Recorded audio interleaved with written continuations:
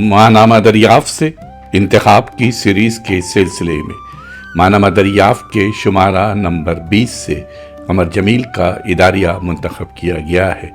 اداریہ کا عنوان ہے دریدہ کا نظریہ تحریر اور ڈی کنسٹرکشن۔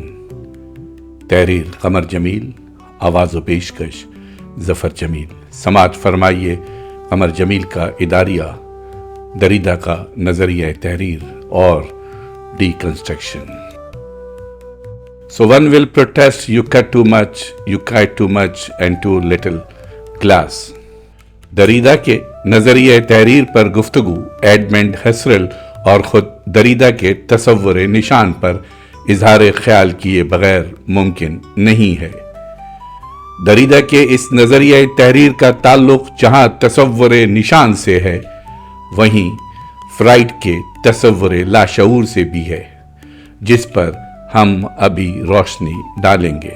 دریدہ کے افکار اور نظریات سے ڈرنا اور گھبرانا نہیں چاہیے، بلکہ اس کو سمجھنے کی کوشش کرنی چاہیے، اس لیے کہ اس کا تعلق نیٹشے، فرائڈ، ہسرل اور ہائیڈگر سے بہت گہرا ہے، بلکہ اس کے بہت سے افکار ہسرل اور سوسیئر کے افکار کا لازمی نتیجہ ہیں۔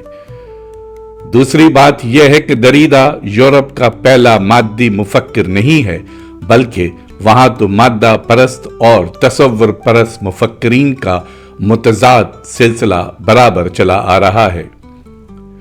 یہی صورتحال وجودیت کا بھی تھا کہ وجودیت میں مذہب کے ماننے والے اور مادہ پرست مثلاً سارتر جیسے مفکرین موجود تھے۔ دریدہ بھی مادہ پرست مفکر ہے جو انسان کی داخلیت تک کو مادیت میں ڈھالنا چاہتا ہے۔ وہ کسی قسم کے نطق یعنی لوگوس میں یقین نہیں رکھتا اور اس قدر مادہ پرست ہے کہ روح، اسپرٹ اور ذہن کو مادے کی طرح حقیقی نہیں سمجھتا، اور نہ جسم اور روح کی سنویت میں یقین رکھتا ہے۔ پچھلے دنوں علمی حلقوں میں جو بحثیں سوسیئر اور ساختیات کے سلسلے میں ہوئی ہیں، ان سے یہ بات تو ظاہر ہو ہی گئی کہ زبان کو سمجھنے کے سلسلے میں نشان کی اہمیت کو جاننا بے حد ضروری ہے، اور یوں بھی دریدہ ادب اور فلسفے کے دونوں شعبوں کو متاثر کرتا ہوا نظر آتا ہے۔ ہسرل اور دریدہ دونوں کے یہاں ان کے تصورات نشان کی بڑی اہمیت ہے۔ نشانات دو قسم کے ہوتے ہیں، ایک اس قسم کے نشان جو ہمیں فطرت کی دنیا میں نظر آتے ہیں، اور دوسرے وہ نشان جن کا تعلق زبان سے ہے۔ دریدہ کا سارا عالم زبان میں بند ہے، اور زبان نشانات سے تشکیل پاتی ہے۔ تو میں آپ سے عرض کر رہا تھا کہ نشانات ہمیں فطرت کی دنیا میں بھی نظر آتے ہیں۔ مثلاً ہم پہاڑی پر دھواں دیکھتے ہیں تو یہ سمجھتے ہیں کہ وہاں آگ ضرور ہوگی۔ یہ آگ اس لیے بھی ہو سکتی ہے کہ وہاں کچھ جرائم پیشہ لوگ ہوں۔ ہوا کی وجہ سے بھی یہ دھواں پھیل سکتا ہے۔ دھویں کے اٹھنے سے ہمارے ذہن میں معنی کے امکانات بیدار ہوتے ہیں۔ یوں کہیے کہ نشانات کے مشاہدے سے ہمارے ذہن میں تلازمات پیدا ہوتے ہیں۔ اسی طرح کے تلازمات اور خیالات ادب میں الفاظ کو پڑھ کر پیدا ہوتے ہیں۔ الفاظ کو نشانات یعنی سائنس سمجھنا چاہیے۔ عام آدمی فطرت اور زبان کے نشان میں کوئی فرق نہیں کرے گا، لیکن ہسرل نے ان میں فرق قائم کیا ہے۔ اس کے خیال میں فطرت کے نشانات خاموش اور بے ارادہ ہوتے ہیں، لیکن ادب کے نشانات اظہار سے بھرپور ہوتے ہیں۔ مطلب یہ ہے کہ ادب میں الفاظ بولنے یا لکھنے والے کے ارادے یا ذاتی خواہش کا اظہار کرتے ہیں، یعنی ادب میں ایکسپریشن ہوتا ہے۔ فطرت اس سے محروم ہے۔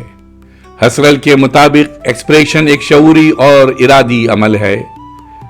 معنی کا مطلب ہے کہ کہنے والا کیا کہنا چاہتا ہے۔ عام طور پر یہ سمجھا جاتا ہے کہ الفاظ جنہیں ساختیات کی اصطلاح میں سگنیفائر یعنی معنی نما کہا جاتا ہے، اپنے اندر تصور معنی یعنی سگنیفائڈ رکھتے ہیں۔ لفظ میں جان تصور معنی ہی سے آتی ہے۔ حسرل کے خیال ہے کہ الفاظ میں مافی کانٹینٹ موجود ہوتا ہے جو ایک شعوری عمل ہے، اور یہی شعوری عمل تصور معنی کو زندگی عطا کرتا ہے۔ تصور معنی میں یہ عمل آباد اور قائم رہتا ہے۔ حسرل ادبی نشانات کے سلسلے میں اظہار کو بنیادی عمل قرار دیتا ہے۔ چونکہ اظہار میں آواز اہم ہوتی ہے، اس لیے مکالمہ اور آواز سے بحث کرتے ہوئے وہ اندرونی خود کلامی تک آ جاتا ہے۔ اس کے نظریہ نشان میں اندرونی خود کلامی انٹیریئر مونولوگ کو غیر معمولی اہمیت حاصل ہو جاتی ہے۔ اندرونی خود کلامی میں انسان کے اندر جو بات ہوتی رہتی ہے، اس سے پتہ چلتا ہے کہ یہ ایک ہی شعوری عمل کا حصہ ہے۔ حسرل کے اس اندرونی خود کلامی کے تصور سے یہ ظاہر ہو جاتا ہے کہ انسان کی باطنی آواز زمان کے اندر واقع ہوتی ہے، مکان میں نہیں۔ باطنی خود کلامی میں ہمیں اپنے معنی کلام کرنے سے پہلے ہی معلوم ہوتے ہیں، اس لیے زبان تو صرف ایک ضمیمہ بن کر رہ جاتی ہے۔ ظاہر ہے کہ زبان کا یہ نظریہ کسی طرح قابل قبول نہیں ہو سکتا، چنانچہ دریدا نے اس نظریے کو رد کر دیا ہے اور یہ کہا ہے کہ زبان انسانوں سے بلند ایک حقیقت ہے۔ اس کی وضاحت دریدا اس طرح کرتا ہے کہ زبان ایک خود مختفی حقیقت ہے، چونکہ زبان کی جو وضع یا ساخت ہے، جسے اسٹرکچر کہتے ہیں، وہ ساخت زبان کو اپنے طور پر عمل کرنے کے لیے آزاد کر دیتی ہے۔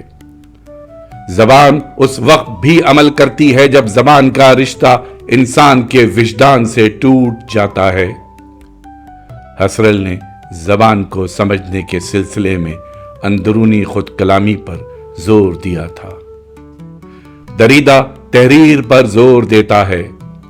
وہ کہتا ہے کہ تحریر کی شکل میں زبان زیادہ سے زیادہ خود مکتفی ہوتی ہے، کیونکہ اس صورت میں زبان زیادہ سے زیادہ مکانی ہوتی ہے۔ یہ ہم سب جانتے ہیں کہ تاریخی طور پر بولنے کا عمل لکھنے سے پہلے ظاہر ہوا ہے، لیکن دریدا کہتا ہے کہ بولنے کا لازمی اور منطقی نتیجہ تحریر کی صورت میں ظاہر ہوتا ہے۔ یہی وہ انتہا ہے جہاں زبان پہنچنا چاہتی ہے۔ جس طرح بیج درخت بن کر ثمر لانا چاہتا ہے، یہ ضرور ہے کہ تنا مضبوط خشک لکڑی بن جاتا ہے، لیکن ہم یہ بھی دیکھتے ہیں کہ درخت کی نشو و نما کے دوران اس کا مرکز بدلتا رہتا ہے۔ وہ کہتا ہے کہ لکھنے والے کے ذہن میں جو کچھ ہوتا ہے وہ تحریر کے متن پر فوقیت نہیں رکھتا، یعنی میں جو کچھ کہنا چاہتا ہوں میرے الفاظ اس سے کچھ زیادہ ہی کہتے ہیں، اور جو کچھ میں کہنا چاہتا ہوں وہ فعال نہیں بلکہ اطاعت کیش ہوتا ہے۔ وہ کہتا ہے کہ تحریر میں الفاظ ہم نہیں دیتے بلکہ یہ الفاظ ہمیں ملتے ہیں، یہاں تک کہ مصنف خود ایک قاری بن جاتا ہے۔